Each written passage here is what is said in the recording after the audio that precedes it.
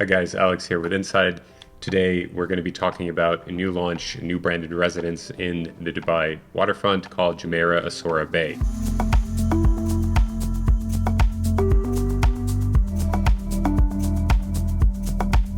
I previously covered Salaya from Meraas, and this is the more exclusive, more private, higher end, yes I know you can get more higher end than Salaya, project from Meraas and Jumeirah. So let's take a look and see who it makes sense for.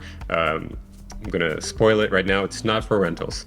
So let's dive in and discuss if it's for you. So Jumeirah is going to be branding the project, and if you have been following along in the Dubai real estate segment, you know that they have built and managed Jumeirah, Burj Al Arab, Al Naseem, Mars Al Arab, Al Qasr. So some of the most iconic buildings, residences, hotels in Dubai, and also they have properties around the world. So it's no surprise that when they're collaborating once again here with Meraas to build and extend an existing island in La Mer to bring this project to you guys, it's going to be high end and it's going to be high quality, luxurious, and super private. The project itself, if we look on the map, is located in La Mer, very close to Salaya, which I covered previously. And Salaya, let's say, is a different type of investment where the focus could be on resale. It's great for living. This one, Asora Bay, is going to be more for capital preservation. There will still be appreciation, but it's not quite the target for a resale strategy, and I'll tell you why. So here, Salaya, I'll remind you, is over in this side of La Mer, and now if we shift to this side, Mer South, this is where Asora Bay is going to be constructed. And it's got some unique features that will make it interesting for families who are looking for private escape in Dubai as one of their properties or as the main place where they live. And there's actually going to be an island extension in order to enable this project to come to fruition. So once again, if we dive in, it's consisting of several different elements. It's an entire mini master plan. There's going to be 6 villas. There's going to be an 11-floor residences building with only 29 units. And by the way, no studios, 1 bedrooms, 2 bedrooms, or 3 bedrooms. In this one, it starts with 4 bedroom plus. And by the way, the 4 bedrooms are already sold out.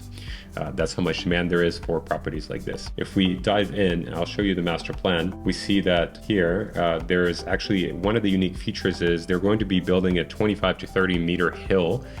So you have kind of a winding drive up to your residences to emulate perhaps mansions in Los Angeles, well before the fires, back when it was beautiful, but in places around the world where you're driving up to your residences along the mountainside. So you can already imagine the experience that can create, and that will be very unique here in Dubai. Now, if we take a deeper look at the location, here we have the master plan. So there's going to be a Jumeirah hotel here on the beach. You have the residences, and you have 6 villas. And of course, you're going to have amazing views of the water, the beach, and of Burj Khalifa, but from a very different angle that most people are used to. If we take a deeper look here, so we have the beach on the end, and this part of the island is already, let's say, going to be extended beyond where it exists right now, because here, if you drive through, that is, if you can talk your way through the gate, you have luxury high-end private villas being constructed. I believe Ellington did a villa here. It was around 330 million dirham at the time. And there are other villas here of a similar level. And so when we're talking about the master plan, it's basically on the tip of the island and with an extension. We'll see how much the extension actually needs to happen, but just so you know from a location standpoint and for scale.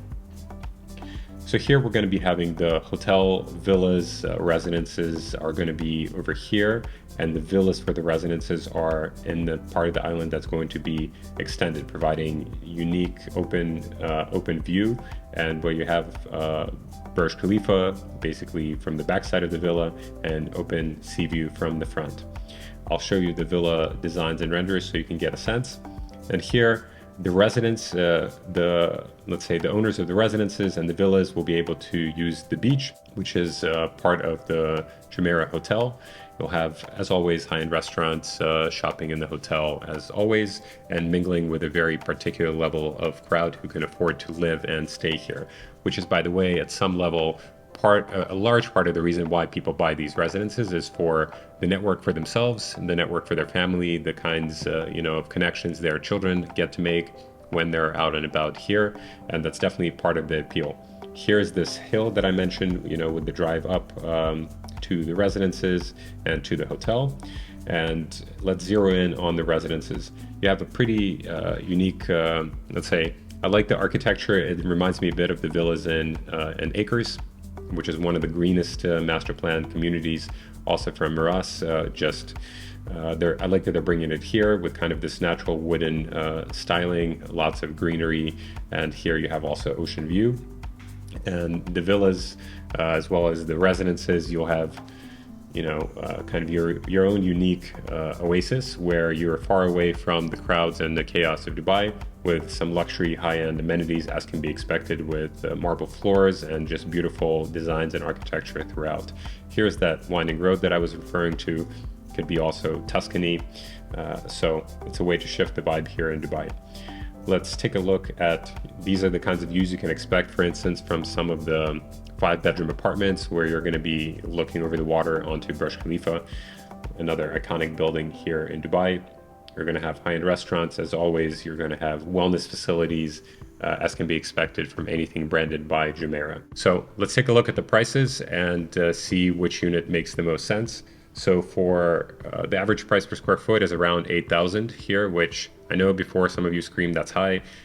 Let's take a look and compare, for instance, to Mer South, where also built by Jumeirah and Meraas. Those villas right now are about 300 million dirham, even though they have almost no plot and they're around 15,000 square feet. So you have around 20,000 dirham per square foot. And usually people who are buying these types of properties, they're not concerned about, oh, is it 6,000 or 7,000 or 8,000? It's a different kind of consideration. And so here, the residences are generally very large. So you have between 6,500 and 8,000 square feet for 4 bedrooms, 11 to 12,000 for the 5 bedrooms. They also have 6 bedrooms and a 7-bedroom penthouse. And the villas, each of the 6 villas is around 27,000 square feet in built-up area, between 41,000 and 49,000 plot size. So unlike Mer South, you actually have the villas are twice as big, and you have a lot more plot size to play with. And the villas are starting at around 350 million dirham. And then for the apartments, the 5 bedrooms start at about 90 million. The 4 bedrooms were between 50 and 60, but they're already sold out. And so right now the options are 5 plus. And if we, think about it from a longer term perspective, you could have amazing views like this in a very iconic location, branded by one of the eminent luxury hotel groups in the world, especially super known here in Dubai. Yes, this is more of a, let's say, trophy investment. However, the question could be, does it appreciate in value? Well, look, if it's 8,000 dirham per square foot, we already have anchors in the market that are built by the same brand, by the same developer at 20,000 plus. So realistically, yes, but it's probably not a resale strategy. As I mentioned earlier, it's more of a preservation of capital strategy, where if we buy, say, a 5 bedroom for around 90 million at 8,000 per square foot, could go maybe to, let's say, even 12 or 13K or higher, but still an appreciation. And you know that realistically, this segment is very limited in Dubai, because there's only very few properties where you can have beachline, where it's high-end branded. And really, it's like Mer South, you have Bulgari residences like Bulgari Lighthouse. There's really not that many options for families who have their own nannies, staff to stay along the water. And so this segment in Dubai is somewhat protected from recessions, and B, has a constant influx of demand, because Dubai has over 6,000 high net worth individuals moving to Dubai every single year from other countries for tax reasons, safety reasons, and quality of life standpoint. So the demand is growing and the supply is very limited. So from that standpoint, this can be perceived as an investment and, let's say, preservation of your capital for your future generations. And of course, from a living standpoint, I want to show you the villas a bit so you can see what I'm talking about. You have a typical villa here. You'll have a pool. You'll have a little terrace here as well, looking out over the ocean. your own drive to the location. You can see the architecture is similar to the residences, just of course in a single unit.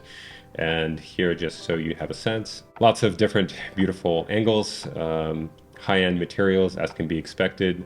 The villas are, as I mentioned, are 27,000 square feet in built-up area, so they're quite large in size.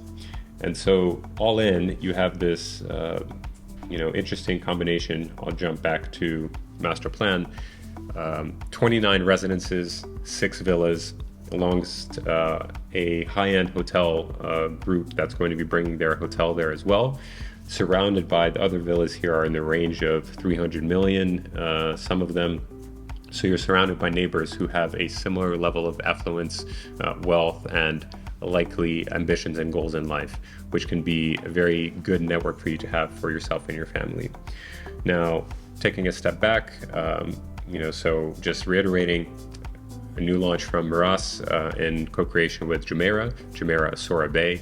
We have residences and villas. There's going to be a beach that you can access. You have unique views of Burj Khalifa and the water at a price per square foot that's better than comparable trophy-like investments like Bulgari Lighthouse as well as Jumeirah Mer South. So comparatively, I think this is beautiful. It's, I would say, a lot more green, and you have a lot more privacy here. So if you guys enjoy this and you think this could be a good, good perspective for your family, either as an investment for capital preservation or as a place for you guys to live, there's still nuances because it's still important to pick exactly the right unit in the layout and to be able to get that unit. And then I'll be happy to work with you for that, and also to work with you over the coming years to help manage your investments, to help you expand your portfolio and make sure that any challenges that always, by the way, come up, no matter the type of property, that they're solved and that you have a nice experience in the UAE. So once again, thank you guys for watching Jumeirah Asora Bay. My name is Alex, and I'll see you next time.